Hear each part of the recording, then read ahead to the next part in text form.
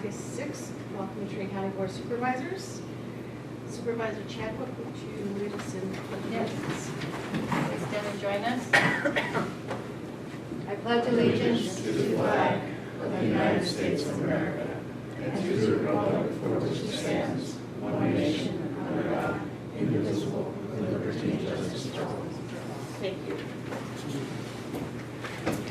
So, for those who are here to speak in just general public comment, that will be at 11. Those who wish to speak after I read the item to this first item, you're welcome to do that. Item 1.1, Government Code Section 54954.5, Conference with Legal Counsel, existing litigation, number of cases 1, Trinity Action Association, Inc. versus County of Trinity, Trinity County Superior Court number 19CV001. All right, before we go to closed session, anyone wishing to speak to this item? Hey, good morning. Adrian Keys from Hayfork. I would just really like to see you guys take this to court. I don't know what any of the conditions are. It's a lot of uncertainty from the cultivator side for certain, but the state has extended the deadline to the governor's trailer bill for CEQA compliance.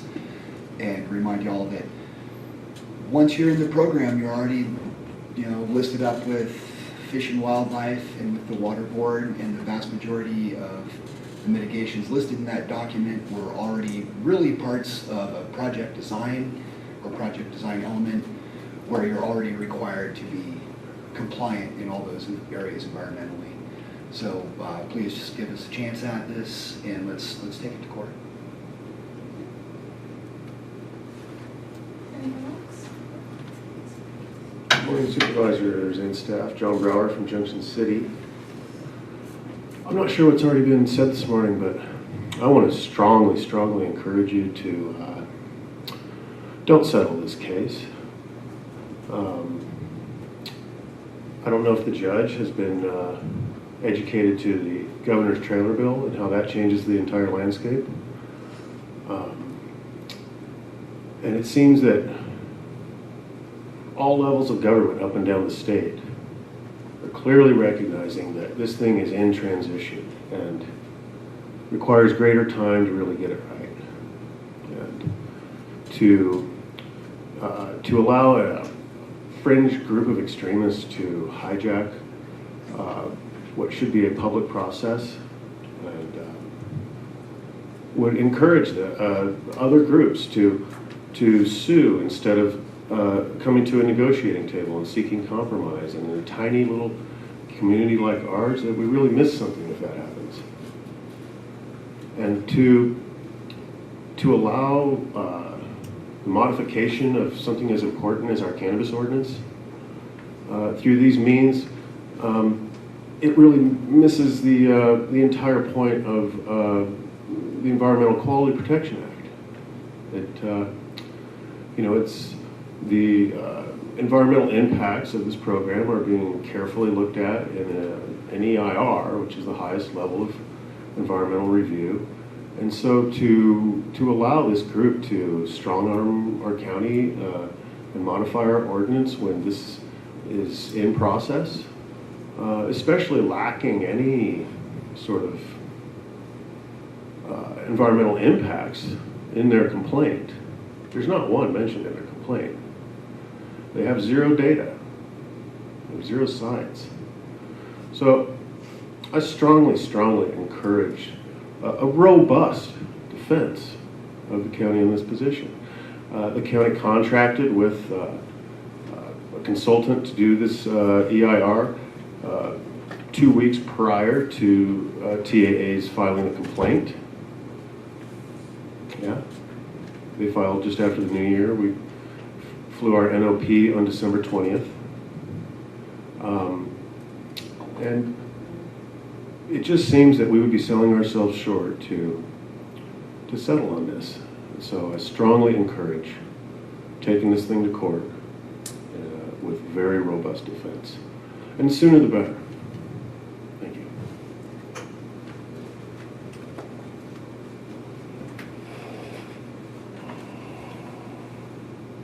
Good morning. Madam Chair, rest of the board. Lisa Wright from Lewiston. As a state and county licensed cultivator and party to the TAA lawsuit, I urge you not to settle and not to pay any attorney fees. I believe, number one, the lawsuit is frivolous. I don't think that TAA had any interest or does have any interest in really protecting the environment, or you wouldn't shut down or attempt to shut down the cannabis program that is actually creating environmental compliance. So as a licensed cultivator, you need to be compliant with the Water Board, with Fish and Wildlife, with the county, with CDFA. It's very difficult to operate in a way that's not going to be environmentally friendly when you're in these programs, not to mention the zero tolerance or 0 parts per million for any kind of pesticides or particles that would be on the product.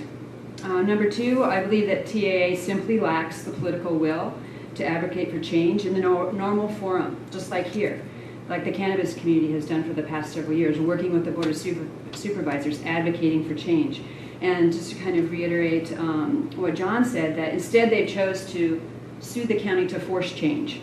And I do think that sends a bad message to the public, that if you can't get your way politically, that you go ahead and sue, and you know what, the county will even pay your attorney fees.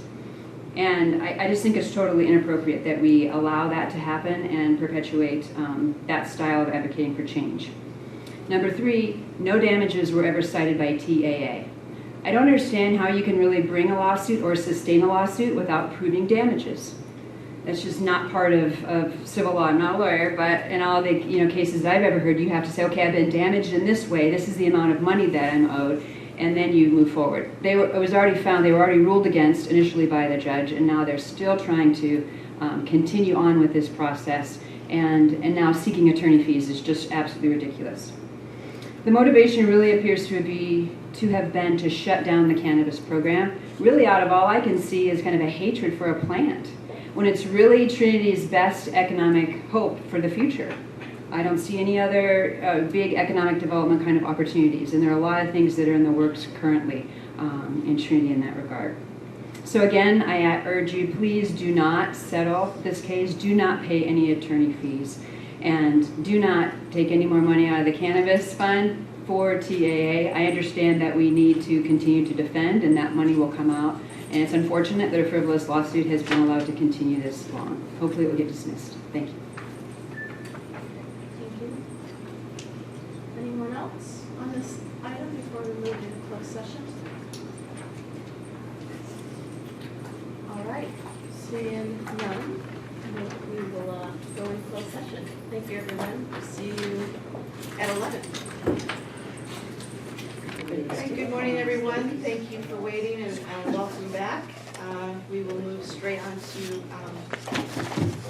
public comment. This time is for information from the public on matters not appearing on this agenda. All comments are limited to 3 minutes and must pertain to matters within the jurisdiction of this board. When addressing the board, please state your name for the record and address the board as a whole through the chair. No action or discussion will be conducted on matters not listed on the agenda. However, the chair may refer the subject matter to appropriate department for a follow-up or schedule the matter on a subsequent board agenda. Okay. Hi, Kate Graves from Lewiston. So back after Representative Huffman was here on the 22nd, I asked for a letter to be included in the minutes of the meeting, and I asked CAO Coombs, and he said yes, and I gave him a copy, and I emailed all of you a copy at that time, and it never showed up. Also, I had a discussion with your stand-in deputy clerk about whether they go into the minutes or they go into the agenda retroactively.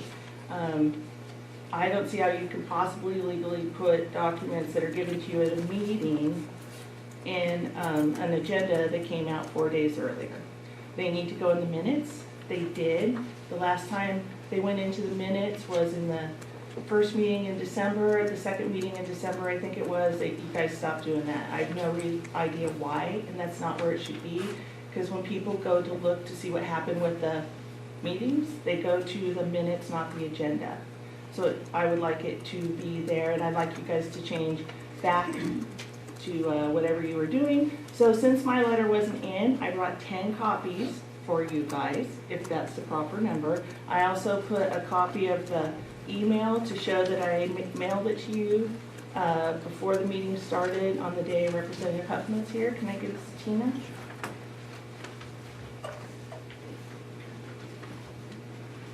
I also sent you a subsequent letter, which I didn't get a response for, and I don't know if anything's gonna come of it. I asked that during the ad hoc committee on the Wilderness Act, that you address whether the Forest Service or the federal government does indeed own the land that they are managed, in my opinion, and from my research, they're managing it, that they claim they own, that they're going to make these changes on. If you look at Huffman's bill, it states that it's the power to enact this legislation pursuant to the following Article 4, Section 3, Clause 2. If you read Clause 2, it says that they have to own the property. It has to be their property. It's not managed property, it's ownership. There's a big difference. I can show you like that I own my property. Someone that's a renter can never show you that they own the property. And I would like you guys to address it. You're our supervisors, you're our government. If you don't want to be supervisors, there's other people that might want to take over being a supervisor for us. And you guys need to find out if what he's doing is legal. If it's not legal, which it isn't in my opinion, I would like you guys to at least bring that forward to the committees that this bill is going through right now and its companion bill in the Senate. Thank you. Okay. I don't recall receiving that email that you said about to the Wilderness Act. So if you could resend that. Okay. Yeah. Okay. I sent what? Well, there, she said you sent it to the whole board. I You don't. said you sent it to the whole board. Yes. I The don't. second email. Well, you'll see on the cover page the date and time and all that, but I will resend it. Yes, that's all I'm asking. Thank you. And, Margaret and Richard, can you clarify that minutes question? No, later, I mean, something, I know Susie did address it, I believe, but we need some clarification. Hello. Hello, my name is Jim Rankin. I'm the president of the French Gulch Mining District and the legislation chairman for the Shasta Miners and Prospectors Association. I'd like to read a statement regarding California Senate Bill SB2 and its unfair effect on mining claim holders and small-scale miners. California Senate Bill SB2, the Building Homes and Job Act, was approved in September of 2017. It adds a $75 fee to documents filed with the county recorder's offices. This money goes to support many existing state programs. The county recorder is tasked by the state with collecting and managing this fee and then reimbursing the state with no added benefit to the county for the additional workload in the recorder's office. SB2 unfairly harms mining claim holders. Mining claim holders are required by the federal government to file papers with the county recorder's office to file their mining claims and each year to retain the claim. There is a $15 recording fee. SB2 adds an additional $75. The required affidavit of annual assessment filing becomes a yearly state tax to hold a federal mining claim. One of the results of this is that many mining claim holders are abandoning their claims due to the ever-increasing restrictions to small-scale mining and the increasing cost to hold the claim. This is a distinct loss for the Forest Service, BLM, state, and local counties. Mining claims are filed on public property. The mining claim is titled to the locatable minerals only. The land is still public and open to fishing, hiking, camping, and all other approved uses. Without a mining claim in effect, the land is open to mining by the public. Some members of the public are uninformed regarding proper and approved methods of placer mining, at times resulting in damage to the environment. Most mining claim holders file a small miner's exemption yearly. This requires them to do a minimum of $100 of work to improve the claims. This often consists of maintaining roads and trails, clearing brush, collecting and removing trash, and other improvements to the claim. The claim holder becomes a good steward of the public property as well as contributing to the local economy. In Tuolumne County, the recorder's office has the applicant fill out an SB2 exemption worksheet, and based on that, stamps exempt on the initial claim filing and the annual affidavit of assessment work that claim holders must file each year. They are not collecting the $75 SB2 fee from mining claim holders. I urge you to provide a letter supporting exempting mining claim holders from this unfair added state tax on their federal mining claims. Thank you. Thank you. Nice to meet you. Richard? Could I request Richard to look into I that? was just gonna do that. So if we'll keep an eye, I'd like you to look into this exemption issue. Maybe something that's Kim can also help with as well. And if he wants a letter request, perhaps he can provide a copy of the letter to his supervisor. I have copies of stuff. I do have some stuff emailed to the office that we can send to you. They can.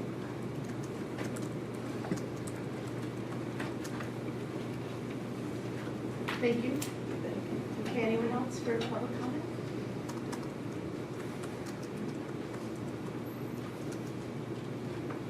My name is Jim Stillwell, I'm from Hayford, California.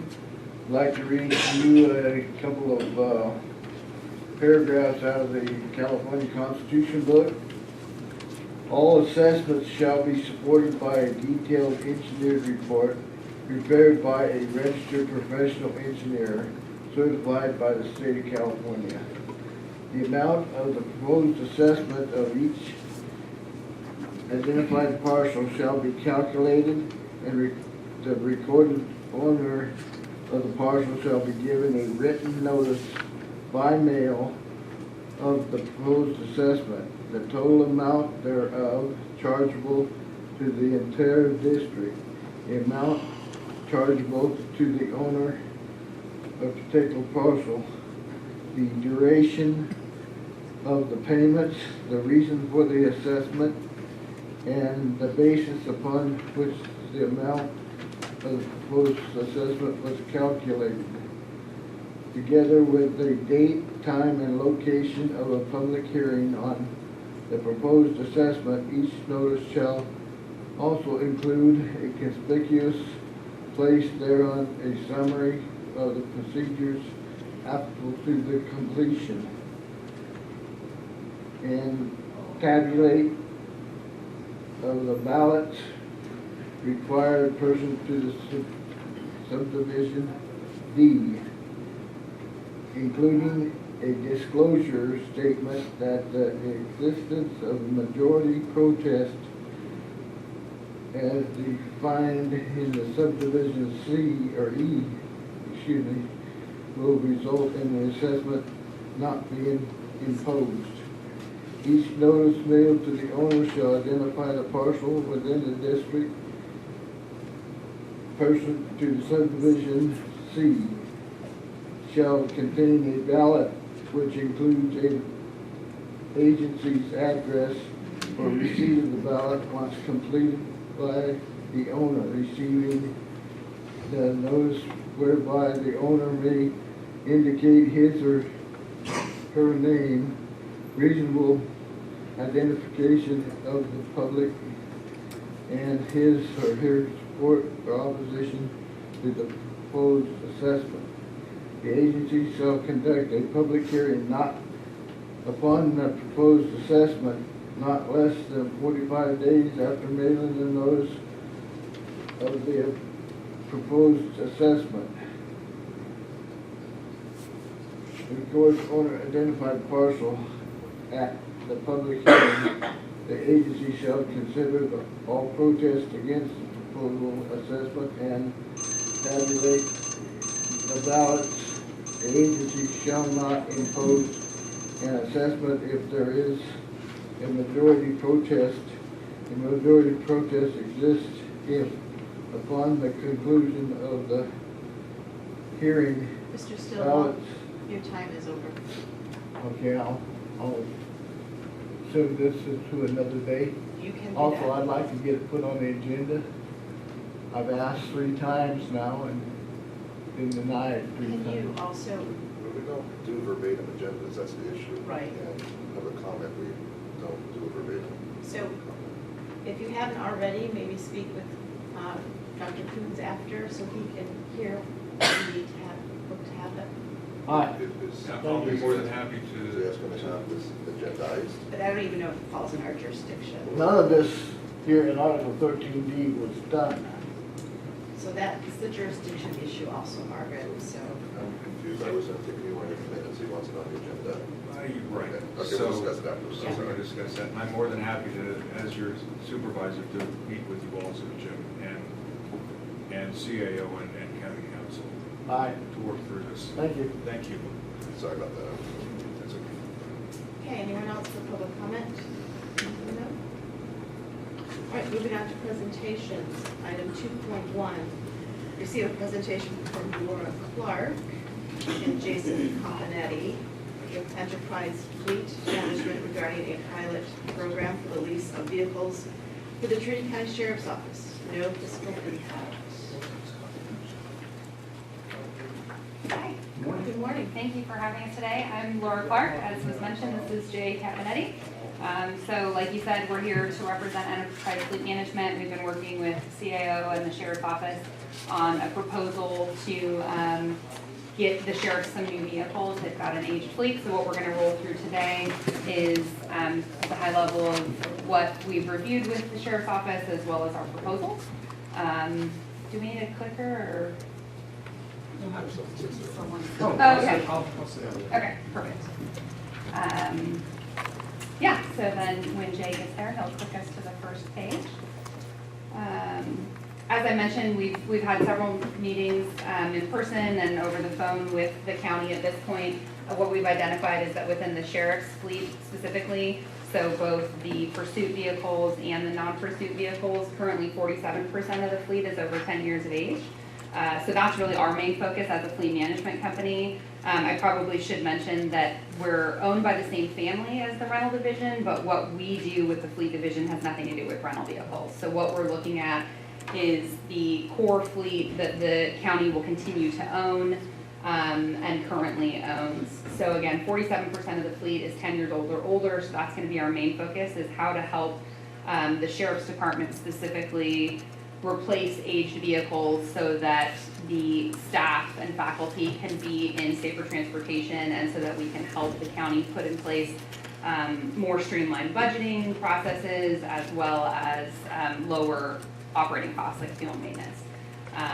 The one thing I want to point out on the other thing rather that I want to point out here, so what we're going to talk about, what our proposal is for an open and equity lease.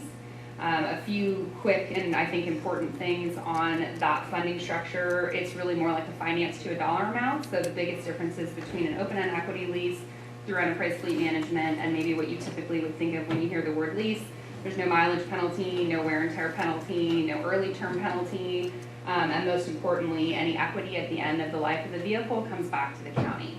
So again, it's really more like a finance to a dollar amount, and the main reason why we're proposing that the county take advantage of this funding mechanism is because of a limited budget. So through this program, for the same capital outlay, you could lease 6 vehicles versus purchasing 3.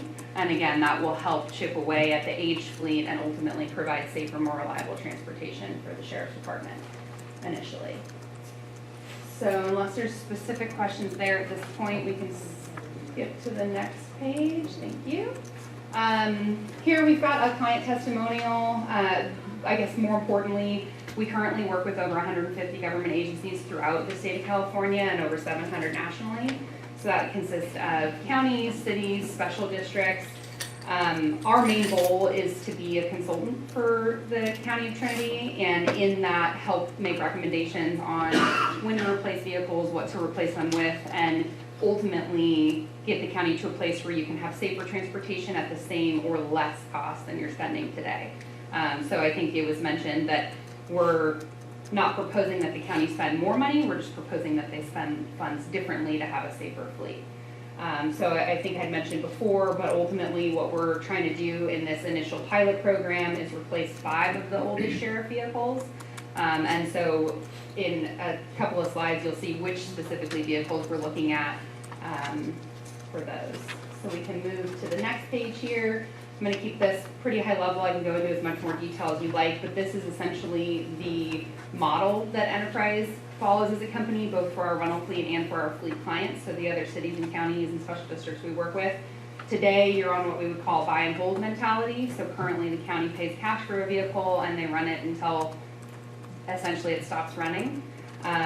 Naturally, there are some intangible side effects of that. So again, the vehicles aren't as safe as they could be. They're not as reliable as they could be. And ultimately, you wind up spending, as you can see in the graph, a lot more fuel and maintenance. So what we're looking at, and in the conversations we've had with county staff, is what would that look like if you were to replace vehicles sooner in their life? So right now, we're targeting a 5-year replacement plan for the sheriff's vehicles.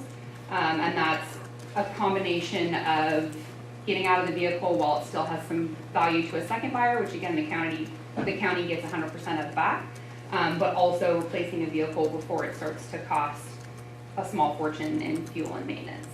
So that's the model. One of the added benefits of working with us is you do get a dedicated account manager. So Jay, my role with the company is onboarding new partnerships, so coming up with a plan that makes sense, or in this case, a pilot program. Once you become a client, then Jay Capinetti is your account manager, and he comes out a minimum of twice a year to continue to meet with county staff to make sure that what we initially thought was going to happen is happening, or if we need to make tweaks, whether it's budget related or something happening in the county or something happening in the vehicle market. So the next slide here, this identifies the vehicles that we're looking at replacing. So you can see there we've got 5 vehicles in total. I apologize for the typo on the top. We're looking at 1 marked pickup truck, a 3/4 ton, 1 marked K9 unit pickup truck, 2 marked PPVs, the Tahoes, and then 1 Malibu. So these are vehicles that we worked with the county staff to figure out which ones needed to be replaced and what they need to be replaced with. In the lease proposal, we are including aftermarket, so you can see 4 out of 5 vehicles have a pretty substantial amount of aftermarket included. Year 1, your total cash outlay for the vehicles, including the aftermarket, would be $93,000, which again is in the ballpark of what you would pay if you were to just go purchase 3. And then years 2 to 5, you'll see it reduces down to $53,000, and then I've got the effective 5-year cost, including the equity that we're anticipating the county will receive at the end of the 5 years. So what we're, again, proposing is a pilot program of these 5 vehicles. And then the last page we had in here are just a few references that we've provided to county staff throughout the process. Again, I mentioned we've got a pretty big network currently, but there are some specific people that we've provided contact information for. And then, another case study of our work with County of Eno, which was quoted on, I believe, the second slide. So, can I go into more depth on what questions do you have?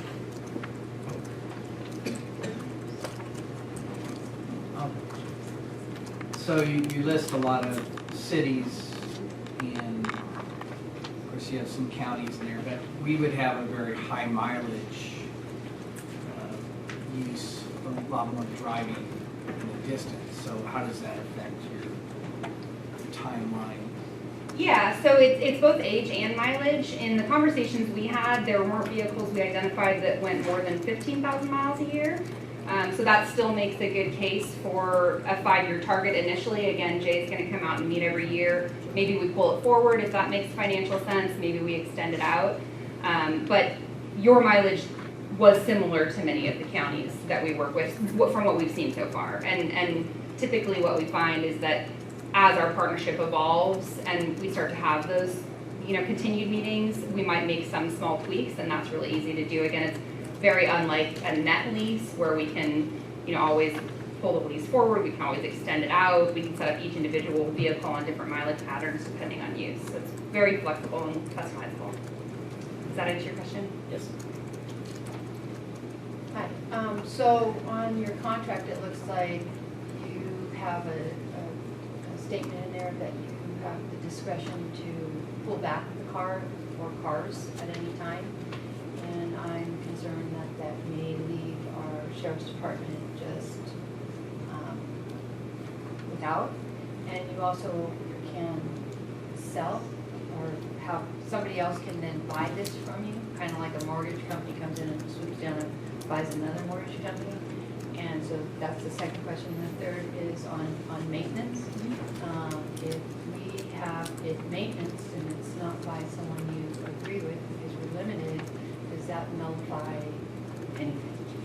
So for the first piece of that, and I believe this is what you're referencing in the contract, I think it's talking about if the county were to not make payment, then, you know, if that went on for a certain period of time, which I can't give you an exact answer because we tend to work with our clients. We want to, you know, if the county's in a situation where you can't pay for a month or two, we'll come up with a payment plan. But if the county were to just stop paying us altogether, then yes, we would be in a position where, in worst case scenario, we could have to repossess the vehicles just like, you know, any other piece of equipment that you were financing. Because at that point you still owe us money for the vehicle. Unlike a rental vehicle though, we're not gonna just come pick it up for, you know, no reason or because it needs service or we wanna turn it in. They're your vehicles at the end of the day. Again, it's really more like a finance, but we do anticipate that you'll make payments. And if there are issues, we'll work with you on those. But I would say that it's very, very, very unlikely that we're gonna have to repossess your vehicles. In my experience working for the company, I've never seen us have to do that with a client before. So that's, I believe, what that's referencing. The second part, Jay, I don't know if you specifically have come up against her second question. Not in particular, no, but if there's a specific section of the contract that you wanted to focus on, we can certainly spend some time discussing it. But to Laura's point, the only time you would come and pick vehicles up is if you didn't make payments. The second piece, we do have what's called an assignment clause written into our master lease agreement. Enterprise is a privately held, family-owned company with no intention of selling off any piece of our business, but basically to mitigate against any future circumstances, I'm sure our legal counsel advised that we put something in there stating someday in the future, if one of the family members decides to sell all or a piece of Enterprise, it's in the contract that it's okay to do it. But we don't have any intention to. Enterprise has been privately held since 1957. We're on our third generation of the Taylor family. I really don't imagine a scenario where we would see selling off any of our business or reassigning any of the debt that we carry to another company. But I'm sure, again, that our legal counsel advised that we keep it in there just in case. And then the third piece on maintenance, so we do offer maintenance programs. At this point in time, my understanding was that we were going to wait on making a decision on whether or not we help the county with maintenance. So at this point, the county will continue to maintain the vehicles exactly how you have been up to today. So you're more than welcome to go to whatever service center you want to. Again, it's your vehicle. You can continue to have them maintained with county staff or local shops. That, you know, it's your vehicle, so you guys handle that however you want. If in the future you decide to go through our program, we do have a network of shops that we would recommend because we have negotiated pricing with them. But if you get service done at some other shop, we don't, you know, really have any skin in that game. At the end of the day, it's your vehicle. We can't help you negotiate that pricing if you go out of our network, but we're not gonna, it doesn't change anything as far as we're concerned with the lease. The warranty is the same as from the manufacturers, as long as you're following those guidelines. That's really more between the county and the manufacturer. So I'm not sure if that answers that question, or if you want to go into more. So you do have an option later that if the county decided to, they could use your maintenance. Yeah, and there's just a network of local shops and dealerships that then the county can utilize. And I did see, is there any type of clause in there that if we were able to pay it off early, that there's a deduction or a prepayment penalty if it's paid off? There's no penalty, no. So What about, you said that there was an opportunity maybe to restructure also the financial payments later. yeah. So for example, if maybe right now we're looking at, and I forget if it was 10 or 15,000 miles a year, but maybe we find that the sheriffs in these vehicles are actually going more miles than that, we can always increase that up to make sure that you stay on the trajectory with your equity that we anticipated. Or the other thing is we could just pull the lease forward. So if you wind up going 20,000 miles a year, and then a 4-year lease makes more sense, then we would just recommend replacing it at 4 years. So there's definitely some options there. And again, it's something that we're looking at for you every year so that we can bring you the information, and then at the end of the day, the county can make the most educated decision, but it's still your decision to make. We're never going to force you to go one way or the other. I think our desire is not to necessarily keep these vehicles forever or to own them. It's to turn them over, keep them safe, keep them new, and keep our fleet in order. So payoffs or anything like that, we're not really interested. Thank you. Yeah, my pleasure. Thank you. Okay, that was, any other questions, board members? Okay, thank you very much for joining us today. Thank you.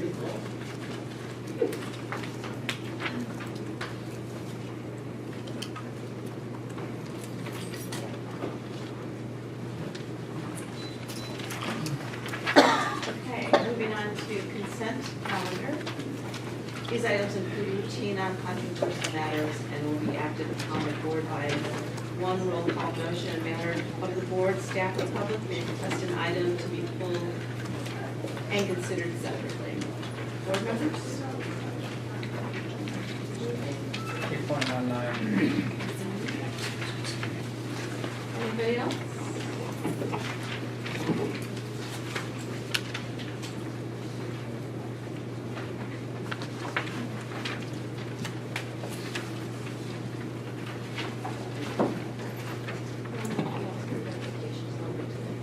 Anybody else, board? I would just ask you to explain 3.18 and how I wasn't here in the middle, but I can go keep it in mind. Yep, we can do that. All right. Nothing else, all right? Okay, I'd like to pull 3.35.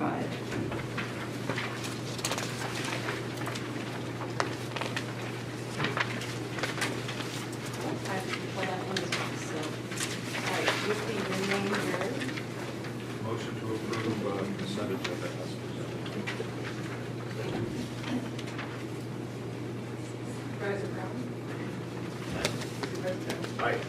Supervisor Groves? Aye. Supervisor Sauer? Supervisor Cheney? Thank you. Item 3.18, approve the special meeting minutes of July 2nd, 22nd, and regular meetings of July 17th as submitted by the deputy clerk. Supervisor Chadwick asked that we pull this. She was not, she did not join us on the 17th. And so she had a question about having to pull it and abstain. It was described to us that it would just be listed in the minutes that she wasn't able to attend versus having to pull it out. So, Yeah, that's correct. And I believe we have developed a policy where we have it listed automatically that if we did not attend, that would be noted as part of the consent agenda. So we will continue to do that. Technically, you are allowed to vote on any minutes, regardless of whether you attend or not, because you're not confirming that you were there. You're just putting them in part of the formal record. Typically, board members don't like to do that if they weren't there because they can't verify the accuracy of them. So as a result, as a county policy, we have kept them on the agenda, as consent agenda, but we do note for the record that you were not voting on that item. so with that, I would entertain.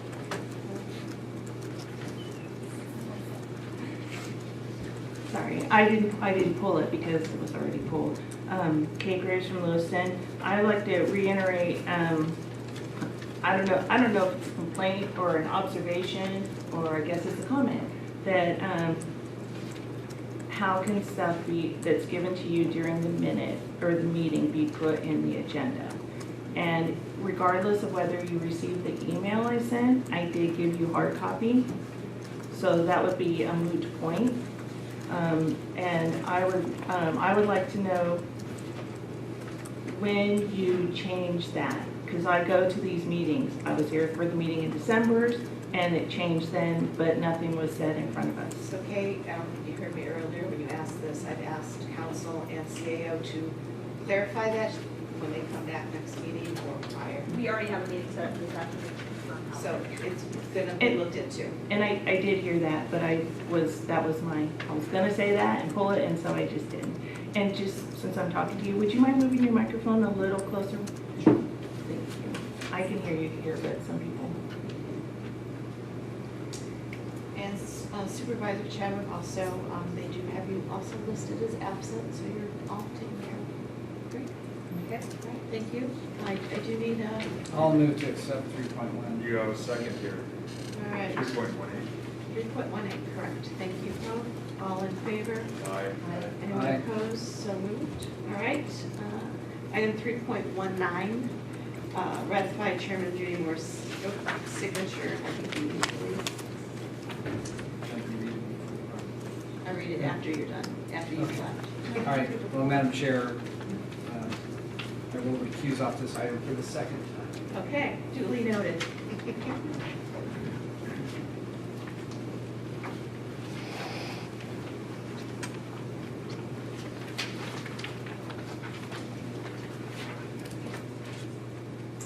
Okay, ratify Chairman Judy Moore's signature on the daily alcoholic beverage license for the Trinity Lake Lions Club of Trinity Center to serve alcoholic beverages at their karaoke singing to be held at the IU Hall in Trinity Center on August 9th, 2019.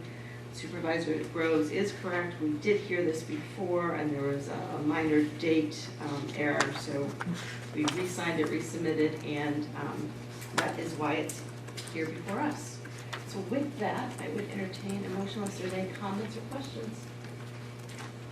I'll make a motion that we approve item 3.19 as corrected. Thank you.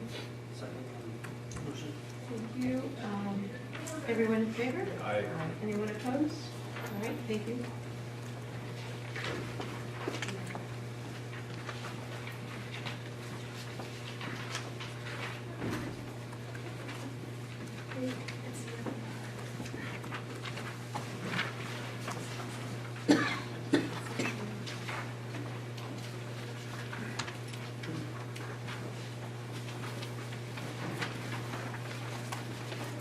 Okay, item 3.35, approve an agreement with Enterprise Fleet Management for a pilot program for the lease of vehicles for Trinity County Sheriff's Office, $306,180 for the life of the contract. Okay. Your question, Kate? I have, sorry, I have several questions on this. One of them, was there a bid put out on this? Maybe I missed it. Because Enterprise is a premier member of CSAC and is integrally entwined in CSAC. It gives it a conflict, an appearance of conflict if there's no bid outside of, doing a pilot project with these guys. Also, it seems like the amount for the life of the contract, you get the vehicles rapidly, but, most people that lease vehicles, it's either money's not an option or a problem, or a lot of times you just get yourself buried in these. And I don't want our county to be buried in some kind of contract where there's a clause somewhere that, we're on the hook for more than this. Also, it just seems like this amount is really close to the purchase price of 4 vehicles. If you were gonna get a vehicle I could afford, you could get like 30 of them. But the woman that was speaking mentioned 15,000 miles a year. That's ludicrous. You don't have one deputy driving these vehicles. It's, these vehicles are going a lot. I would, really close to double that amount. The other thing I see a problem with is where's this money coming from? It doesn't say on the agenda where the money is coming from. It's just coming from somewhere. And it would be good to know that, because I hope it's not coming from the cannabis fund. Thank you. All right, I can't answer the one question. The bid summary is in the backup, with only one responding. Sheriff, Where would you like me to begin? wherever you would like. I will start off by saying, number one, I am not a fan of leases. I have leased vehicles before, and I don't like it. But when I took office, I made a commitment to try new things to save the department. Right now, if all of you would like to come over to the sheriff's office, I can show you 10 vehicles sitting on the side of my building that don't even run anymore. Because in the past, we have had an issue of running our vehicles until they were unsafe. We had no money to repair them any longer, and literally fell apart. I've come to you before telling you about instances where vehicles were in unsafe condition, were caught on fire, endangered not only our employees, but in custodies. We explored other avenues. This came up as an option. In the past, we would obtain money to purchase new vehicles and then be faced with a situation where we would have to wait up to 10 or 11 months to have them outfitted to put on patrol. That was unacceptable. We are not in a position where we can obtain preferred funding, preferred prices rather, for our vehicles, because we're buying one or two at a time. This afforded us an opportunity to get preferred pricing through a lease, where a company is able to buy on a national scale directly from a manufacturer and tell us that within 6 to 8 weeks they can have a vehicle ready to go. So instead of us spending $55,000 to $60,000 on a vehicle and then waiting for 10 months in order to put it into operation, by spending an additional $20,000 to outfit it, so we've got an $80,000 vehicle that we're now able to use, we can have a vehicle in 6 to 8 weeks, ready to go, turnkey, delivered, and now we're beginning to pay money on it. To me, it was a much more better option to put a safe vehicle in the hands of our employees that are out there day in and day out. Our estimations, based upon fleet survey, is that our people put on anywhere from 15 to 20,000 miles a year. If we are doing our job, and I should say my job, I'm going to be balancing out mileage on the fleet in a way such that we will monitor our mileage, and when we see a vehicle is getting higher in mileage, I will reassign that vehicle to somebody that is not putting on as many miles, and so that we can monitor that to ensure that the mileage is being improved in a more level manner, so that at the end of 4 to 5 years, we will have a vehicle that will still have value left in it when we turn it back in.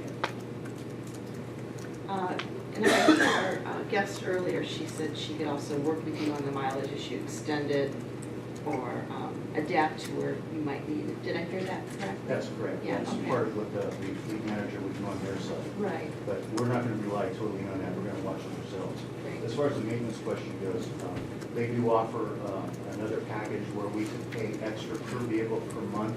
I chose not to do that right now. I feel that we can do that with our current local contract instead of having to try and do another contract with them. We use a local source right now to maintain our vehicles, so we can manage that. There was another question that Kate brought up. Where's the money come from? It was put into our budget for our fleet management, so it's in our budget in this current cycle. Board Chair, I believe there was someone in the audience that started to get up to come forward when Sheriff Saxon was talking. I don't know if you closed that. John, did you have something? Yeah, John Brower from Junction City. I was also gonna, I remember in the backup that it was coming from cannabis funds for this. 2 of the vehicles will be, the 2 pickup trucks will be using code enforcement. So that money will be coming from code, from the cannabis account to pay for those 2 vehicles to be used in code enforcement. Currently, I'm using 2 patrol vehicles from the sheriff fund to work code enforcement. So those will be able to go back into the sheriff patrol account. I was under the impression we'd already bought 4 sheriff vehicles, or 4 county vehicles out of cannabis funds. 2 F-150s for cannabis division inspectors, those new white F-150s, and then a couple on the sheriff's side. I just want to caution that the cannabis fund is a nice juicy apple, and it's easy to take big bites. But moving forward, I think anytime we're dipping into these cannabis funds, it'd be nice if we could have some visual, pie chart or something and see that, okay, this much is going to enforcement, this much is going to internal workings of the program in the office or the inspectors or what have you. And I think moving forward, we may want to break off a chunk of these cannabis funds for additional legal counsel. For other or pending legal matters. I think the sheriff is really mostly getting it right on enforcement these days. I haven't heard of any local participants being negatively affected by enforcement. Anyway, I'm supportive of the efforts for safe vehicles. I just want to caution as if we see the cannabis fund as a never-ending cash cow. Thank you. To address that, one vehicle was purchased last year from cannabis funds, pickup truck, which, by the way, I'm still waiting to get outfitted with a cage, with lights and siren, but we've been using it for cannabis enforcement because it is marked. 2 vehicles were proposed to be purchased in January from cannabis. Those, unfortunately, we did not purchase, only because the model year had ended. We were unable to get police pursuit pickup trucks. We right now have the same problem with that, unable to get because of the model year ended. That's why, again, we went with Enterprise to get those vehicles. So no, we've only purchased 1 vehicle from cannabis, and that's why we're going to be moving forward with that at this time. Okay, thank you. Anybody else? Anyone else from the public? All right. I will say I did drive around the sheriff's department today. I was at TCOE and I go, boy, there's a whole fleet of crap out here. We are working to get rid of those. We're just in contact with a company out of Reading they're looking to come up and actually tow those away for free to use them for scrap. I've got a lot of other cars. We'll talk to you about that later.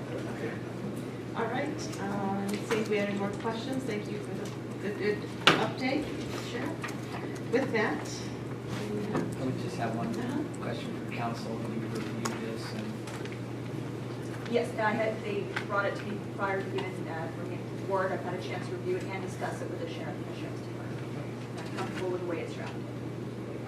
with that, I would move to accept 3.15. You have a second? 3.35. Got a second there too also. all right. I have a motion and a second. All in favor? Aye. Anyone opposed? Seeing none, so moved. Thank you. Okay, moving on to reports and announcements. No consent agenda. Reports from department heads.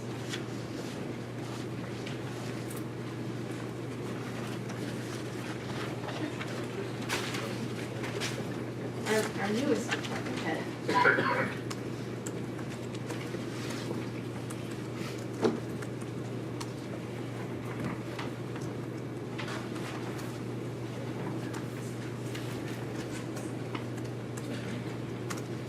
Hello again, Good morning. board members, chair, President Bella. I'm Kim Hunter, I'm the director of the Building and Planning Department. Wanted to just quickly mention that there'll be no planning commission meetings going on in August. We had a break in the projects and we are taking advantage of that break to kind of reassess, get caught up on project work and get ready for a very busy fall. So there's meetings, I believe the 12th and the 20th. Anyway, those meetings are canceled. The other item is actually relating to SB2 funds, and a member of the public that made a comment on SB2 funds. Very useful information, so we'll be looking into that and looking to court to see if there can be a waiver of that $75 document fee. Sounds very reasonable for mining claims. I did want to, there are actually 2 other items on the agenda. One very directly related to SB2, and that is authorizing a grant from SB2 funds. So just wanted to touch base on that because the SB2 funds are related to affordable housing and the creation of affordable housing and are very welcome and especially in the planning world that I live in, because those types of funds have been so rare. And so there is a grant application. It is very easy, streamlined, 2 pages. You tell us what you're doing, your goal, we give you the money, and this is related to SB2. So actually very helpful funds for the community that will be implemented. And with that, a housing element, directly related to housing element programs. Now, it can't be used to write the housing element, but it can be used to implement certain programs that are essential to that document. And the current document, the 2014-2019 document, expires August 30th.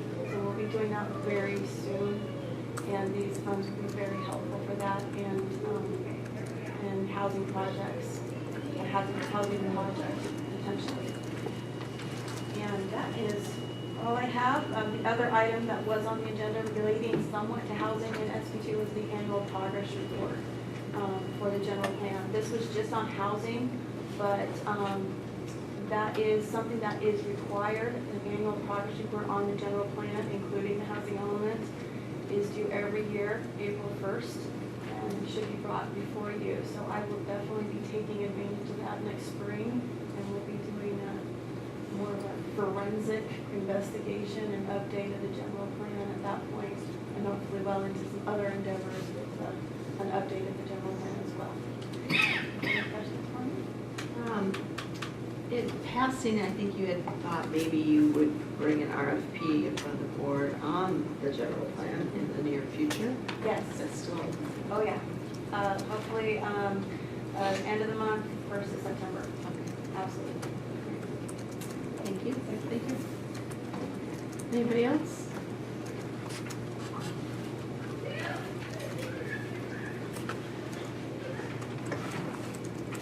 Just came to give you a quick update on the jail. A lot of red dust out there. The jail's been moving along fine. We're in foundation work. As a matter of fact, they started on electrical the other day and footings, so we should have foundation poured pretty soon. They are formulating a winter plan to work on the masonry work during the winter, so they have to have a low temperature plan so that they can actually keep the bricks warm and different things that they have to do to go out and work. But they're still currently on track for a November 2000 completion. Now the date's much more certain. And in looking at what was going on for outfitting and getting things up and operating and making sure that we actually are operating correctly, looking at a February, March, probably late February occupancy. 2021. So did you say they're moving dirt already? Oh, they're moved. It's a matter of fact, my shoes are still red. Okay. The dirt's moved, the foundation is set in. They're just now doing the work that they need to get done before they pour the concrete. And right now, today or this week, they're cutting the drainage systems in for it. So it's taking shape and moving along pretty good.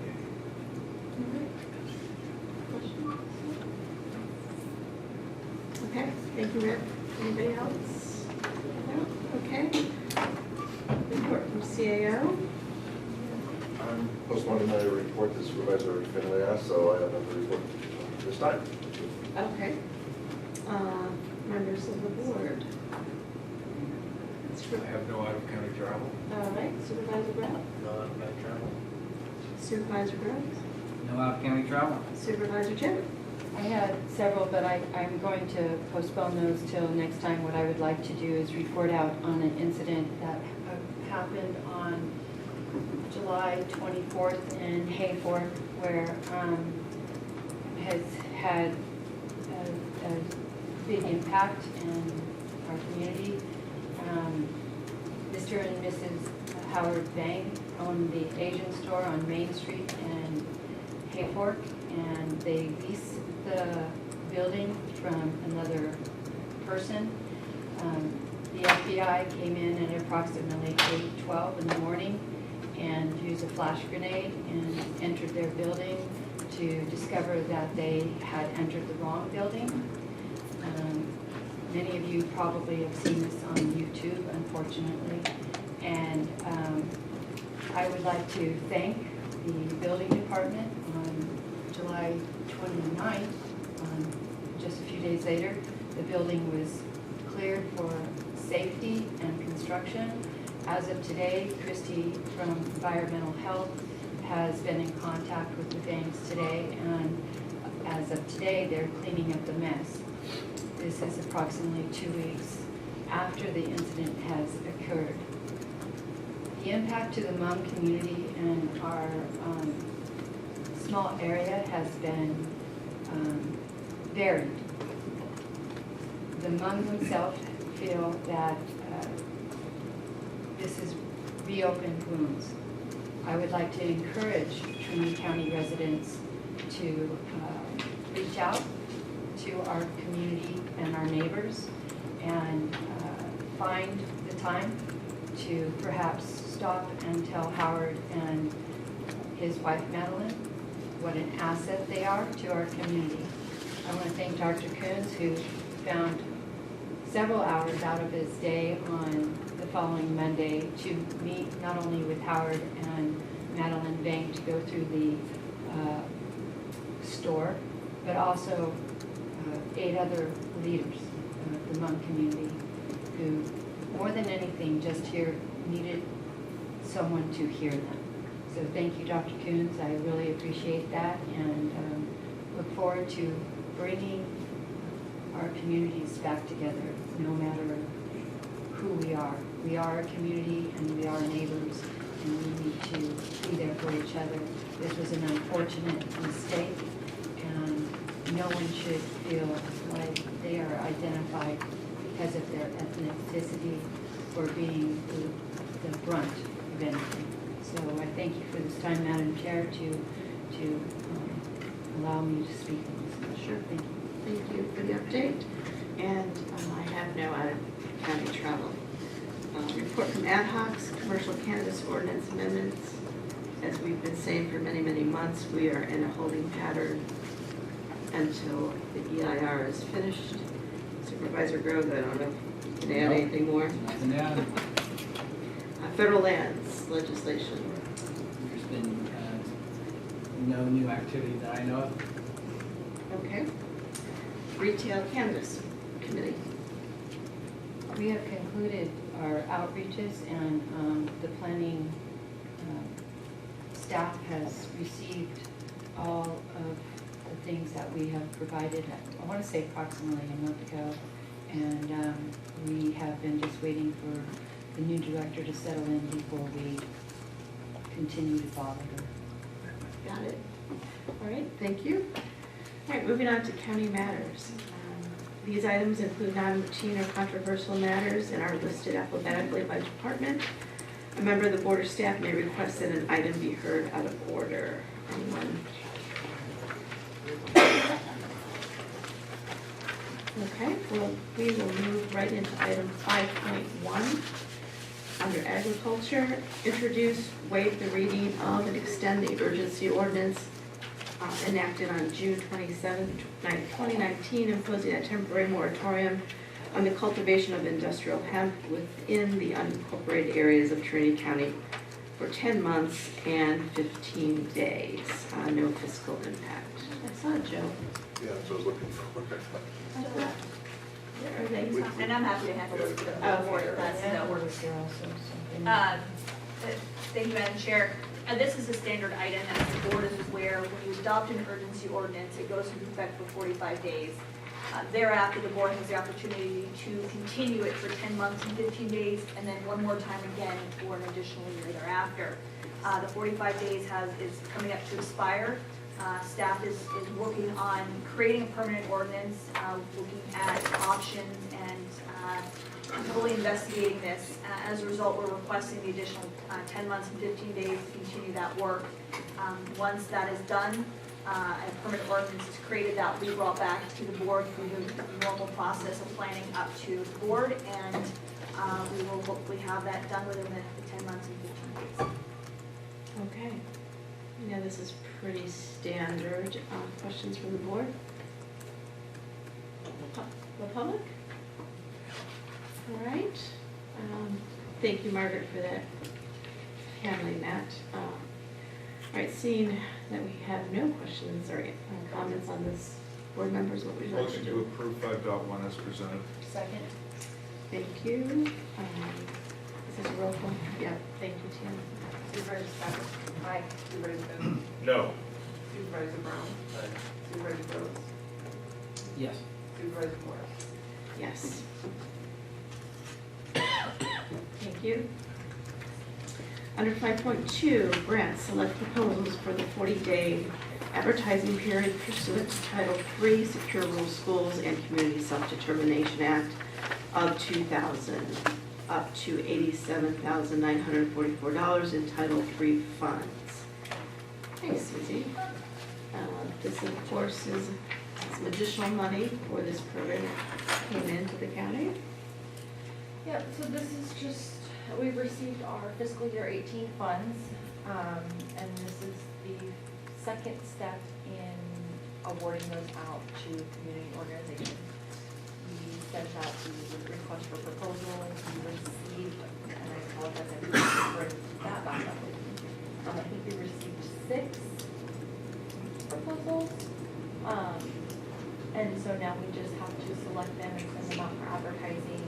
They are, we received requests for more than the amount of funding that we have.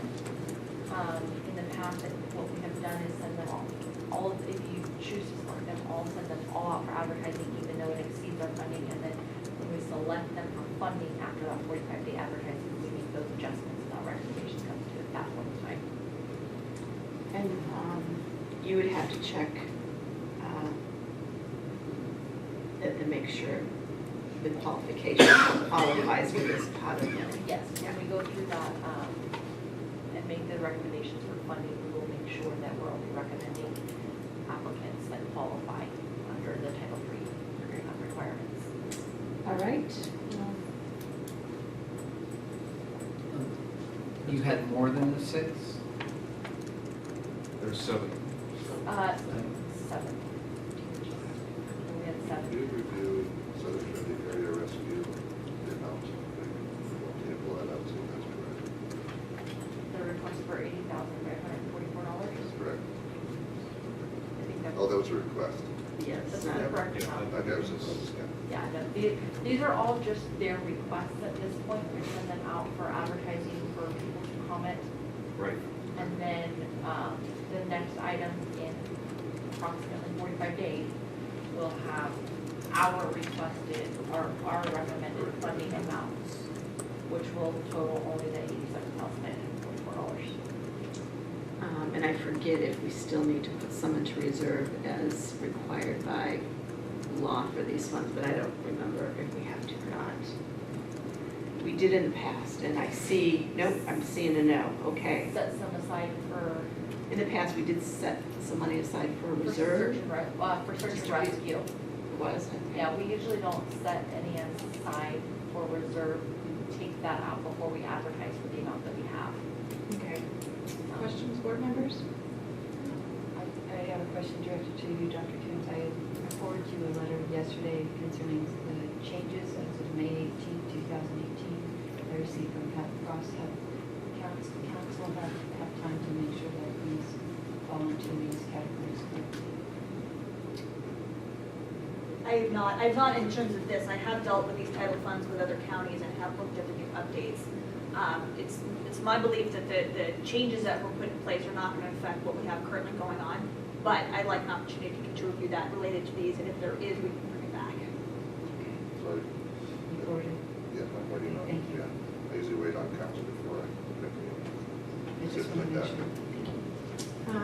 All right, members of the public? Excuse me. Oh, I'm sorry. Right. So are we going to wait to vote on this till you look it over, or are we going to vote? My recommendation is to vote on it today. If there's some concern, we can bring it back. And just voting on that, yeah, just voted on the We're- 87. I Not understand, I allotments. understand, I just needed the procedure. Yeah, and then if there are issues, we would recommend not funding those ones if they don't qualify. In a next agenda I item. just want to make sure the procedure was correct. Okay, members of the public? No? Okay, bring it back to the board. I'll make a motion to approve staff's recommendation that we select from this, that they go out and do their job with 7 proposals for advertisement. Is that correct, Susie? I'll second. All right, all in favor? Aye. Anyone opposed? Seeing none, so moved. Thank you. Okay, and item 5.3, authorize the Human Resource Director to transfer a year and a quarter of prior employment experience to Trinity County candidate, extra help employee ID number 02335, and pursuant to Trinity County Code Section 2.60.410A, authorize hiring this correctional deputy sheriff dispatcher 1 at B-Step effective September 1st, 2019. Approximate costs and salary and benefits per month for correctional deputy sheriff / dispatcher 1 at A-Step is $4,218, and at B-Step is $4,384. Good morning. Shelley Nelson, HR Director. So I wanted to provide you a little history. This is a candidate that originally was working for the county, hired as a correctional deputy sheriff dispatcher 1 back in May of 2017. Advanced to B-Step, passed probationary period back on May of 2018. And then continued working, and then unfortunately resigned for some personal reasons. And that effective date was August 15, 2018. We actually hired that individual back immediately the next day, though, as extra help. They were able to be working in an extra help capacity, and they work continuously every month on an as-needed basis. There is now an opening for a full-time position. This extra help employee, I should say, has applied, is the top candidate for the need of the department. They're wanting to offer this at B-Step, so it would be above A-Step, and they also are asking you to consider transferring that 1.25 years of prior experience to be added back on to the full-time employees.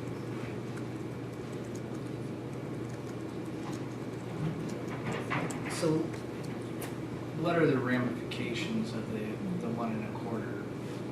Because you would already be getting that through your PERS, correctly, and that all counts. Yes, it does. So what the advantage for the department employee would be is that they would they would be able to advance to C-Step. Instead of 1 year, it would be 3/4 of a year. And does this waive any of the probationary timeframes? It would, because we would be recognizing that they were a probationary employee. It would be by taking that time on. Right, that's what I was wondering. And I believe the department feels this individual has, maintained all of their experience by working continuously as they have. They're quite an asset to the department. I don't think they would ask otherwise.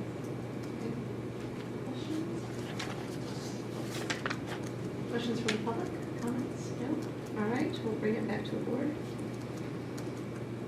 Motion to approve that. You have a second? All right, all in favor? Aye. Anyone opposed? Everyone says aye, so moved.